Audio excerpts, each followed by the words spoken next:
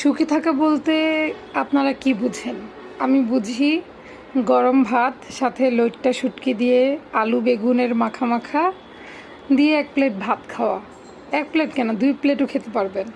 Hello everyone, আসসালামু আলাইকুম। কী খবর সবার? তো প্রথমেই দেখছেন যে আমি লইট্টা শুটকিগুলোকে সুন্দর করে টেলে নিচ্ছি, যাতে এর যে এক্সট্রা ময়লা থাকে, বালিগুলো থাকে, সেগুলো যাতে চলে যায়। তারপরে কিছুক্ষণ গরম পানিতে ভিজিয়ে রেখে ধুয়ে নিব সুন্দর করে। আর এই যে এখানে পেঁয়াজ মরিচ সুন্দর করে ভেজে নিচ্ছি। তারপরে এর মধ্যে যত মশলা লাগে, আদা রসুন বাটা আর গুঁড়ো মশলাগুলো সব কিছু দিয়ে দিব। আর কার কার এই রেসিপিটা খেতে খুব মজা লাগে অবশ্যই কমেন্ট করে জানাবেন। আর কে কোথা থেকে আমার ভিডিও দেখছেন সেটাও কমেন্ট করে জানাবেন। আসলে কমেন্ট করতে আপনারা খুব কিপটামি করেন কেন? কি সমস্যা?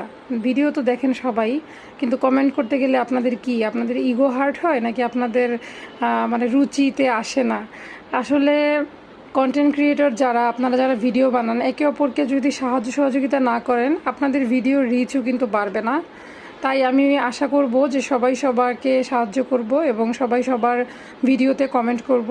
তারপরে এই তো মশলা কষিয়ে নিলাম। আর আমি কিন্তু এখানে আস্তা রসুনও দিয়েছিলাম কিছু, কারণ শুটকির কিন্তু অনেক ঘ্রাণ হয়, আর এটার জন্য রসুনটা দিলে আপনার টেস্টটা আরও ভালো হয়।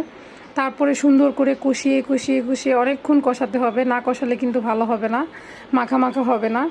আর আজকের বেগুনগুলো আমার অনেক ভালো ছিল, এরকম ভালো কচি বেগুন আসলে পাওয়া যায় না, আর বেগুনে পোকা হয়। আজকের বেগুনগুলোতে মাশাআল্লাহ কোনো পোকাও ছিল না।